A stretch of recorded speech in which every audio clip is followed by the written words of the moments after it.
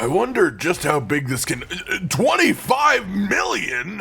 Ladies, gentlemen, and Harajam of all ages, with the notably large patch that we had hit a couple of days ago, all of you are probably asking, how has this affected you? How has it affected your class? Well, if you're a barbarian, the answer is it buffed some of the weaker playstyles a little bit, but the big guns have not yet been dethroned. The other day I gave you my take on the Whirlwind build, which is the best speed clearing build arguably in the game, even still, of course, no changes to it, just super fast at taking on same level content and somewhat above level content. But today I'm going to show you my version of the Hammer of the Ancients Barbarian Build, which of course I'm going to be calling Mad Max, because it focuses on max fury. As you can see in the dungeons in the background, I'm going against level 109 enemies at level 81, a 28 level difference, and it's especially worth noting that my version of the build prioritizes damage above all else, so the fact that it is still tanky enough to complete a tier 55 dungeon at my level while doing this, the boss encounter, is just a little bit silly, right? Well, the ability itself, Hammer of the Ancients, is quite strong in its own right, but it's the way that you stack your damage multipliers around it that can really make it what it is. I'm hitting the numbers I am at my level without even being fully kitted out. I have the right aspects with decent rolls, but the affixes on my gear, the stats, are not by any means perfect.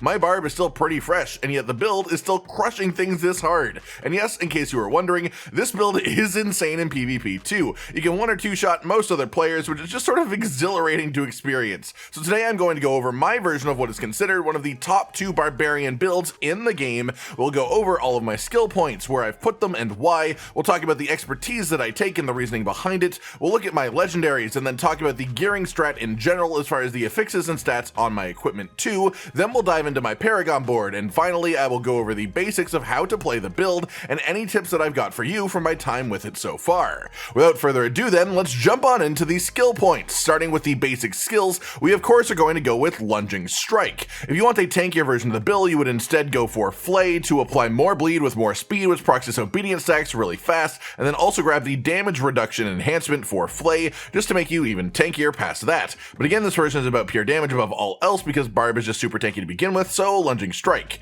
We also grab Enhanced Lunging Strike, and then Combat Lunging Strike. What this gives you is a basic skill that dashes towards the enemy to close gaps, deals 30% increased damage, and heals you for 3% of your maximum health when it hits a healthy enemy, and gives you Berserking for 1.5 seconds every 2 hits if you get high enough crit chance, which is a main focus of the build anyways, so you probably will. It's worth mentioning, if you have enough cooldown reduction on your gear that your shouts reach permanent uptime, then you don't even need to have a basic skill, in which case only spend the 2 required points here and instead grab Ground Stomp over here, which is just an AoE stun, but also with the strategic enhancement so that it reduces your ultimate skill cooldown by 1 second for every enemy that is hit by it. That said, let's move on to the core skill node cluster, and here we're grabbing a full 5 points of Hammer of the Ancients, of course, and then getting the forced enhancement for a 3% fury generation bonus for 5 seconds per enemy hit, up to a 30% maximum. Then we're going to grab Furious Hammer of the Ancients, which is the big thing that brings this build together and makes it properly possible, giving this ability a 1% damage increase multiplier per fury that you have when you cast it.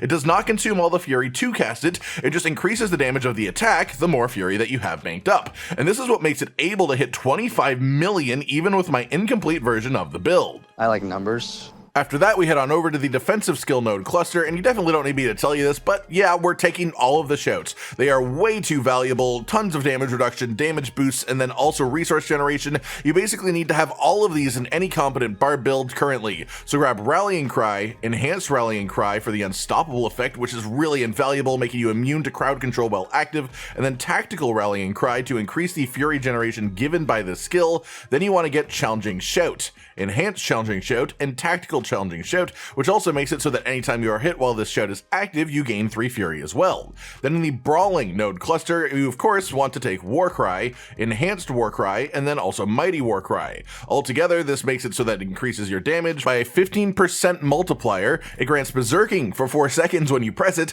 and it also fortifies you for 15% of your base life. Then we take a bunch of passives in this cluster. First, of course, Booming Voice for a 24% increased duration for all of our shouts. 3 ranks of Raid Leader, which heals you for 3% of your maximum life every second while the shouts are active, 2 ranks of Swiftness for an 8% increase to your move speed, 1 rank of Aggressive Resistance for 3% damage reduction while berserking, and then 3 ranks of Prolific Fury for an 18% increase to Fury generation while berserking. We berserk a ton in this build, so having that extra Fury generation is just really good, as it lets us hit max Fury faster, which lets Hammer of the Ancients hit harder and more often.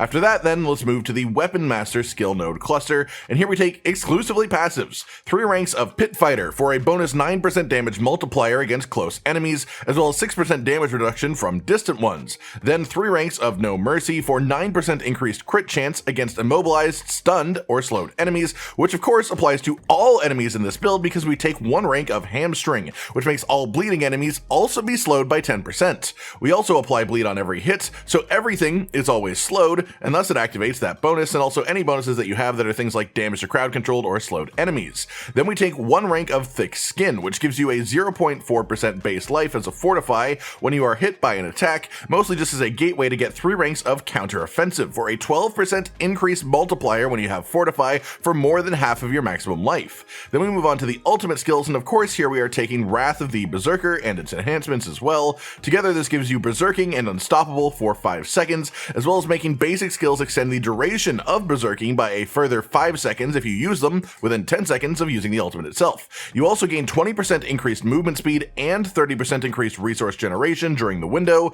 and every 50 Fury that you spend during this increases the damage bonus of Berserking by a 25% multiplier, stacking upon itself to silly levels if you spend enough Fury. And again, this build is all about spending lots of Fury very fast, so we definitely do. This is your main damage window. Of course, you can still hit for 6 million easily even outside of this, but it's when you spend loads of Fury during this skill that you wind up with the really massive damage numbers that this build is possible for that release of all that serotonin. After that, we take a bunch of passives in here too. 3 points of Tempered Fury. This raises your maximum Fury by 9, so of course, realistically, that is basically just a 9% damage bonus to our main skill.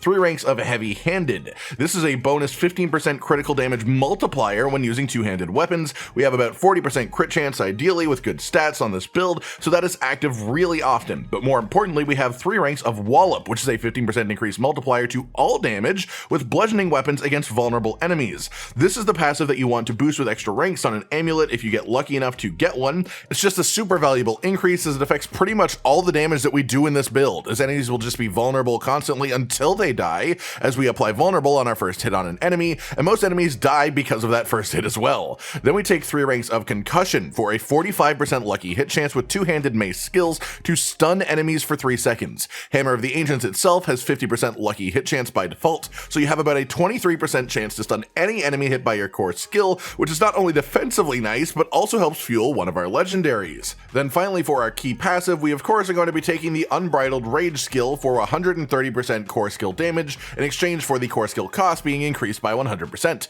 Incredibly worth having given the purpose of this build and the way that we play anyways, stockpiling our Fury and then unleashing Hammer of the Ancients when it's full. With that then, let's quickly talk about our expertise. For Hammer of the Ancients, in the first place, you are forced to use a two-handed bludgeoning weapon. It's just the way that it is for the damage itself, which gives you a 10% lucky hit chance to gain 2 Fury, doubled while berserking, and then also a 15% increased crit damage multiplier against vulnerable or stunned enemies while you are berserking, which of course is fantastic for us. Then in our technique slot, we're going to be taking the two-handed axe, which gives us a 15% increased multiplier to damage against vulnerable enemies just as a whole. After that, let's move on to our legendary aspects themselves, and of course the big one here is Ancestral Force. You absolutely want this on one of your two-handed weapons, and it makes Hammer of the Ancients release a shockwave in an AoE around you that deals up to 100% of the original damage, in theory, of course stacking on top of the damage of the original hit itself. This damage of the shockwave seems to increase near the edges for some reason, so try to position yourself in a way that the priority enemy in a group, the one that you want to hit the highest, is hit by the edge of this effect rather than targeting them directly. On your other two-handed weapon, you want the aspect to be Limitless Rage. This gives you a 4% increase multiplier to the damage of your next core skill used for every single Fury that you generate over the maximum, up to a cap of 60% increased damage, which is of course silly strong.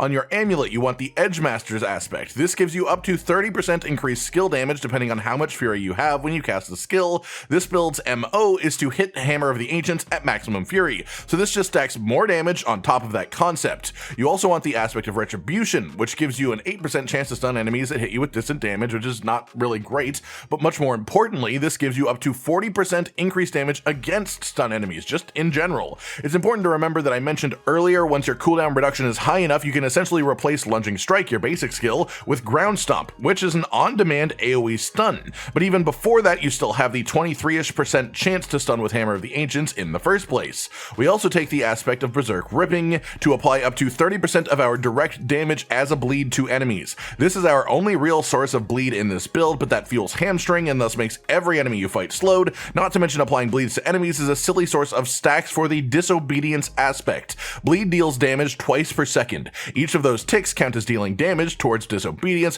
which is just pure stacks of armor, pure defense, which is lovely to have. Then finally, for offensive aspects, you want the conceited aspect. This boosts your damage by up to 25% when you have a barrier active. This is mostly because we have the Temerity unique pants on, which gives you a barrier for any healing that would put you over 100% health, so we can actually keep the conceited aspect just active constantly because this is pretty much always active. We also, of course, have the disobedience aspect. I mentioned this earlier, and it gives you up to a bonus of 0.5% of your armor every time that you deal damage to an enemy, stacking to a maximum of a 50% bonus to your total armor. On our rings, you have the same aspects that you'll see in pretty much every Barbarian build right now, Echoing Fury for 4 Fury gain per second while any of your shouts are active, and then also Bold Chieftain for up to a 1.9 second cooldown reduction on your shouts per enemy nearby when cast, up to a 6 second maximum reduction. This is a major component of getting 100% shout uptime, and so it's obviously very important, pretty mandatory. Then for our boots, we have the Ghostwalker aspect for up to a 25% movement speed increase,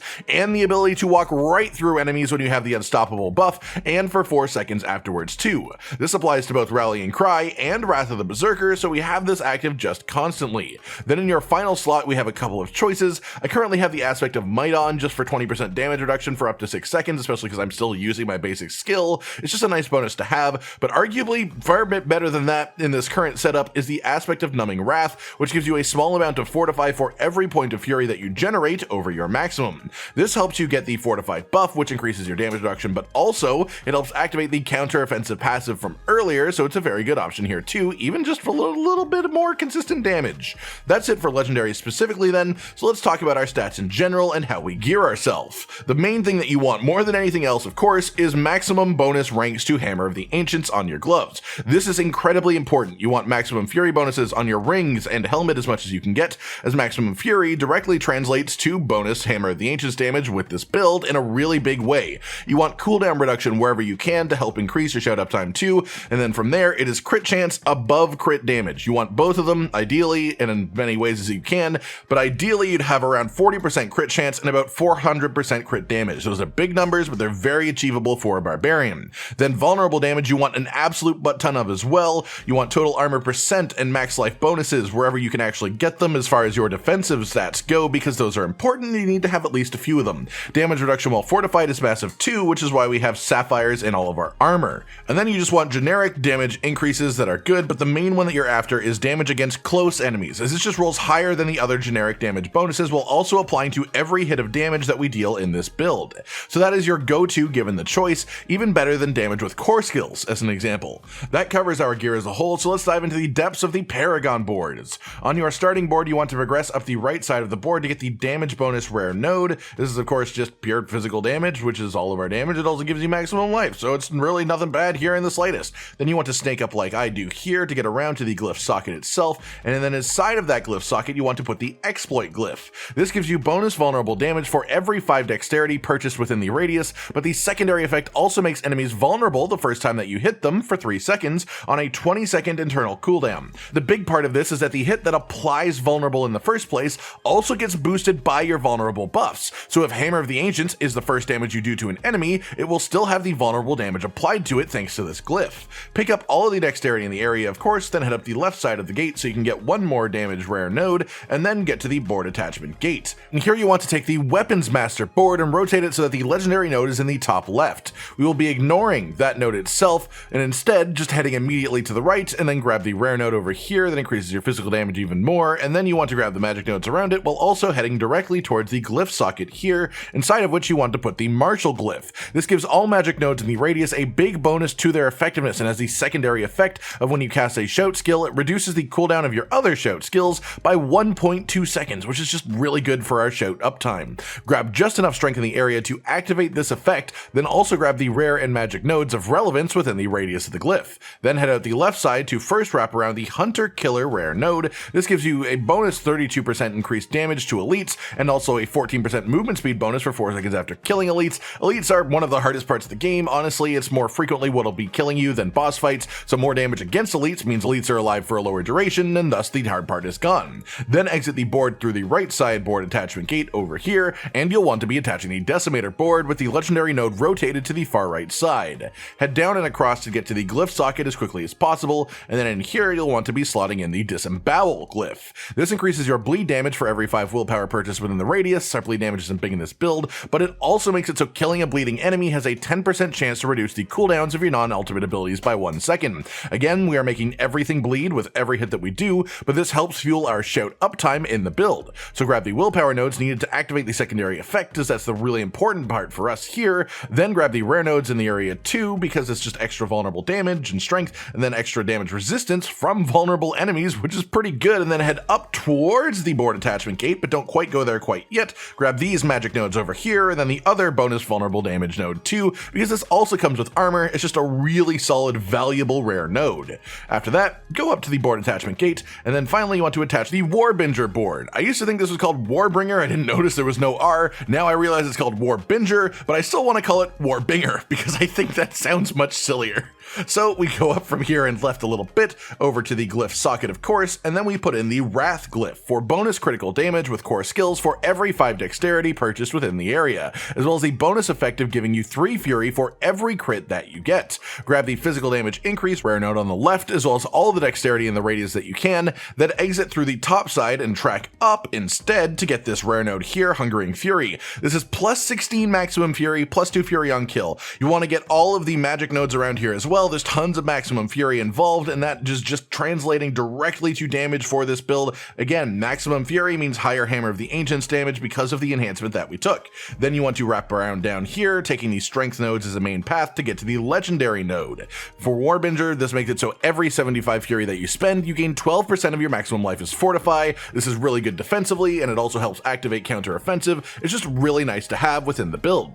After that, you want to go back to the left side of the board here and just make the last little bit to connect the board itself. This is where my personal Paragon points end, but I'd recommend that you pick up the Flawless Technique board. Of course, we're not going to be using the legendary power. It only applies to one-handed weapons, so it's irrelevant to us, but there are some nice rare nodes on this board for us. So instead, we're going to go down here immediately to get the Havoc rare node. This is plus 15% critical damage and plus 10% physical damage. Both of those apply to us. They're nice buffs to our build, so it's really good to get. After that, you want to go up towards the middle of the board here to get to the glyph socket, and in this glyph socket, you're going to be sticking the Territorial glyph. This gives you bonus damage to close enemies for every 5 dexterity purchased nearby, as well as a 10% damage reduction from close enemies as its bonus effect. Grab the defensive rare node that's nearby, and also all the dexterity in the radius to help trigger Territorial, and then you want to head to the upper board attachment gate, and finally you want to attach the Hemorrhage board itself. On this board, you mostly want to focus on your rare nodes. This one gives you plus physical damage over time and plus physical damage, just a good double up, but also if you can get to the legendary node with your remaining points, that's pretty good.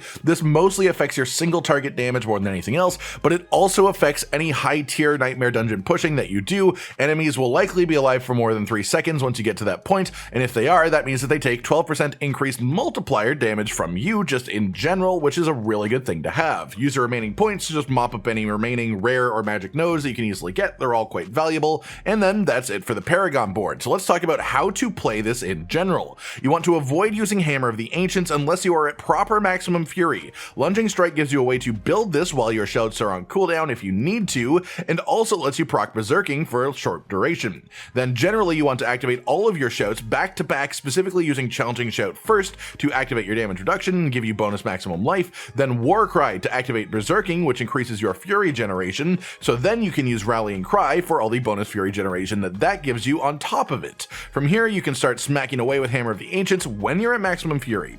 If you are looking at a pack of elites in your near future, or a boss, that is generally when you want to actually slam the Wrath of the Berserker ability after your shouts for the big damage window that it provides. But don't be afraid to use this ability in general mob clear either if you have a particularly big pack of enemies grouped up near you. Again, as mentioned earlier, the very edge of the shockwave from the aspect of the Ancestral Force seems to do just a touch more damage for some reason, so try not to hit the priority target in a group directly vertically so much as sort of diagonally, so they get hit by the end, though honestly the difference isn't massive if you don't do this, it's just slight.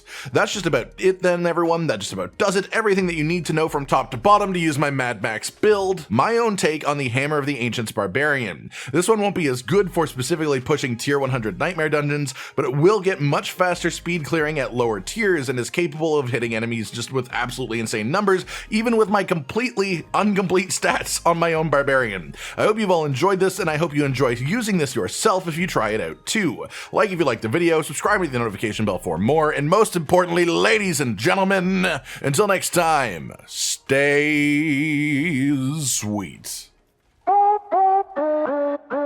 Josh, Cotton, and Hollow with the videos, dropping the humor like a hammer on your tippy toes, bringing entertainment on a daily arrangement to take our insanity and turn it into entertainment. Yes, I said entertainment twice, to reiterate that it is nice to look into your faces on a mostly daily basis when you let us in your homes to make the whole world a stage. Goodbye.